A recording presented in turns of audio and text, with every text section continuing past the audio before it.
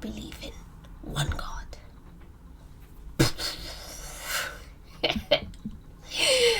I was like, that's it? You believe in one God? This is not even new. I was like, Zoro. Hello everyone, hope you're well. So basically a very interesting thing happened a couple of days ago, and so one of the relatives contacted me and she wanted to revert me back to Islam, and she sent me some Muslim reverts videos and stuff. So, and yeah, she told me she watched my video, that testimony, and she said, how do you know that they were children? How can you say that?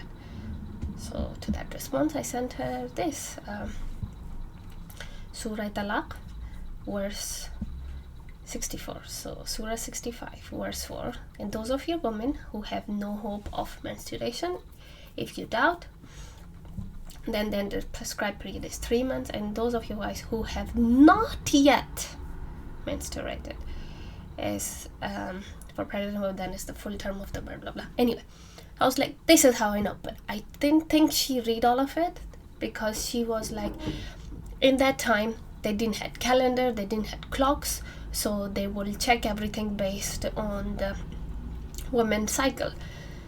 And if her period have started, then it means that she had turned into a woman, and then you could marry her. But I was like, no, go read it again, because waiting until a girl gets her period or the menstrual cycle starts is in Hadith. Quran is not telling you to wait until that before you marry her, because it's telling you how to divorce those who have not yet menstruated. And you can't say those who have finished, because it says those who have no hope of. It already dealt with them in the beginning. It's clearly saying, so if it's telling you how to divorce who have never started, so it's never telling you that you should wait before you marry. So it comes from the Hadith. So I thought, okay, if she is into Hadith, like maybe give her another example of a Hadith, maybe that will bring her. And these, like, please listen to this, because these will help you bring others, like, to speak to Muslims if you want to bring them to Christ. So it's a very interesting conversation, so please continue and listen till the end, so you would get some pointers. So I sent her this Hadith. I was like, if she will, maybe she's into this. And this is basically a Hadith of a woman. She goes to Muhammad, who she's wearing a green scarf, but her husband have beaten her black and green, and she has like all over bruised. And even Aisha is saying, like, I've never seen anyone suffer more than the Muslim woman do. And then he calls the husband, and he never even asks her that do not beat your wife or anything like that, because he himself is allowing it through Quran. So he never asked the husband, you shouldn't beat her, or this is not a way to treat your woman. I wish he had said that, but he doesn't. It's really awful. If you read this one, and he sends her back to that abuser. No, you should go back to him, no problem.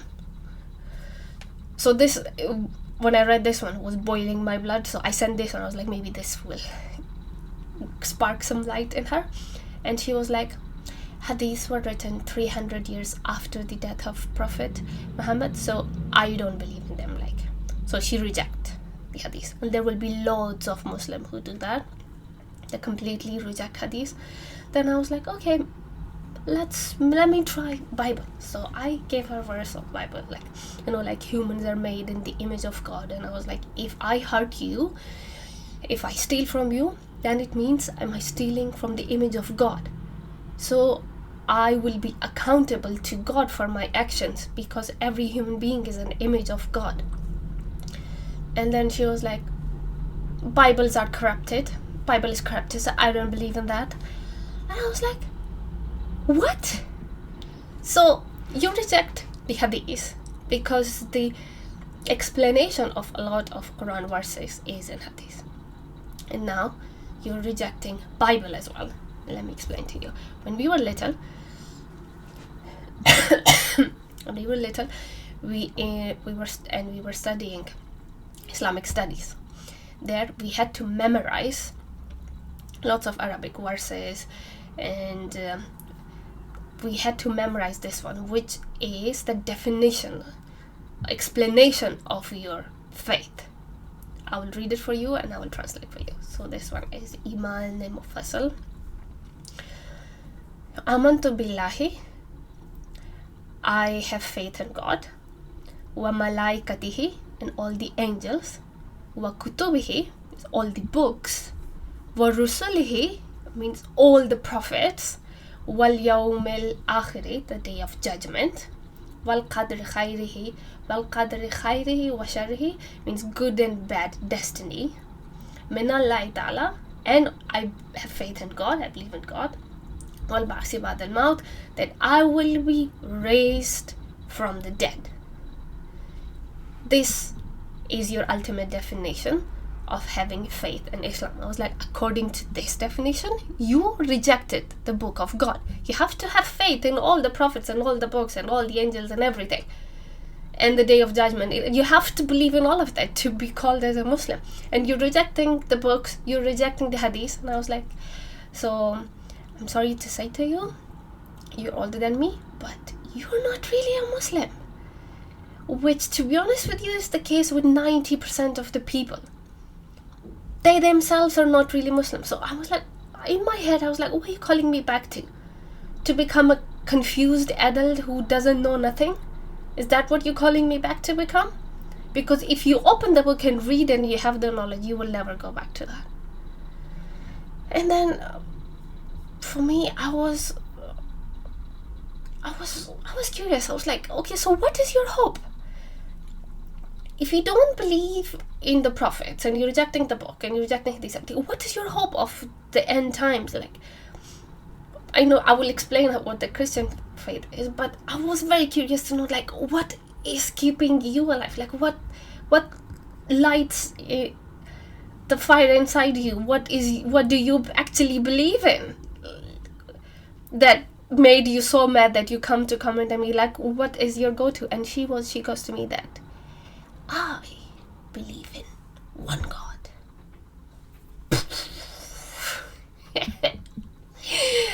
I was like, that's it? You believe in one God? This is not even new. Oh, like Zoroastrians believe in one God. Jews believe in one God. Christians also believe in one God, like this 5 fingers, but one hand.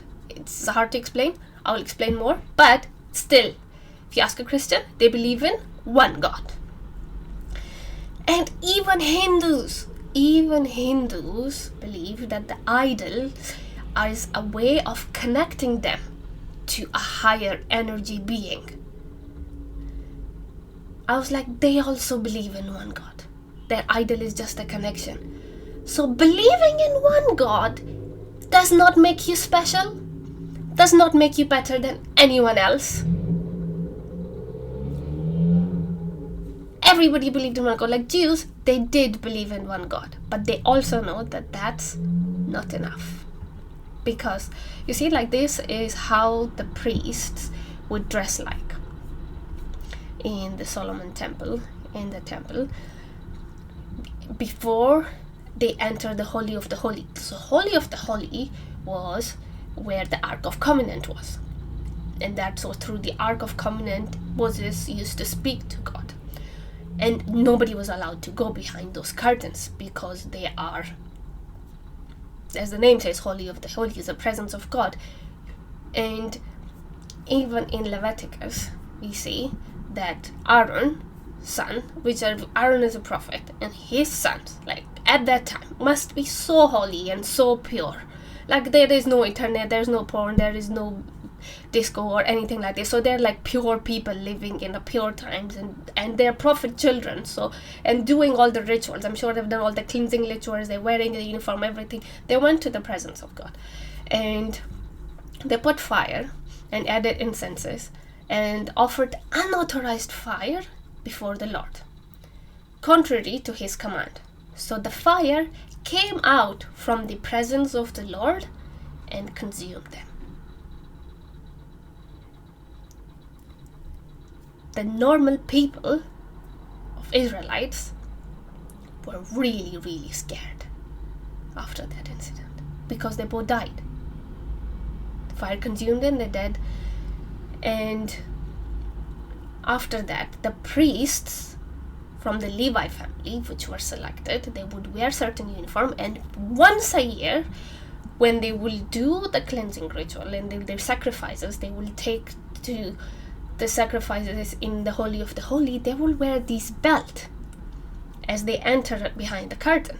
So if there is any doubt in them, if they don't believe in God, or if there is a doubt in them, or if they had done any sin or something, and they're not pure enough to be in the presence of God, they will be consumed by fire, and nobody else dare to go behind these curtains. So they would pull the body out with these ropes.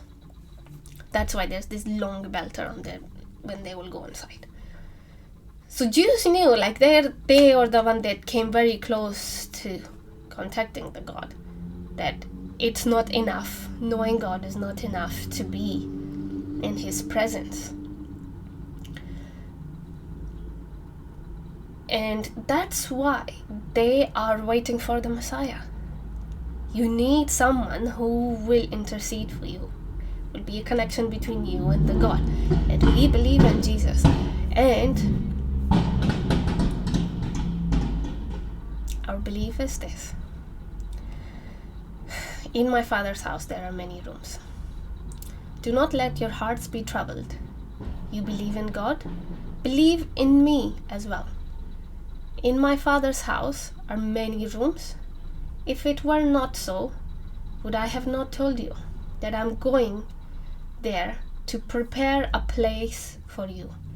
And if I go and prepare a place for you, I will come back and welcome you into my presence, so that you also may be where I am. You know the way to the place where I am going. Lord, said Thomas, we don't know where you are going, so how can we know the way? Jesus answered, I am the way and the truth and the life. No one comes to Father except through me. If you had known me, you would have known my Father as well. From now on, you do know him and have seen him. That is my hope. That is the hope of every Christian. And that's why when we go to worship and we pray, it's all because of the love and hope, and we are all waiting for him. And he will come back to take us. We're waiting for him to come back, because he said he will come back. He's going to prepare a place for us, and he will come and take us. So that is our hope, and nothing can beat it. So, moral of the story, just knowing God is one is no big deal. No big deal. But I think the Muslims are so proud of this basic behavior. Like, when we were in the school, they wouldn't teach you about other religions, to open your mind and heart and brain so you know about others, and to be, you just learn that you are the best, you know one God, everything is yours, you can just do as you please and everything. So they don't teach you. That's why they are so full of it. Okay, so if you have seen Indiana Jones, there is one episode where they, with one of his episodes, it was about the Ark of Covenant that they discovered, because it was believed that whichever country will have the Ark of Covenant, they will win any war they go to, because God will be with them. And in that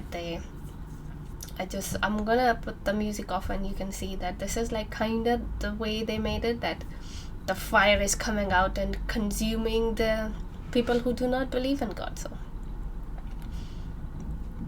obviously it's not 100%, but see, this is what you can imagine. being consumed by the fire would be like if you... So yeah, this is the Ark of Covenant. Oh,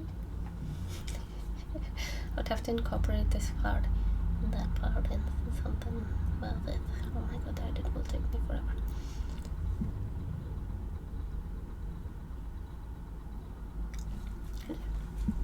In the end, I would like to say that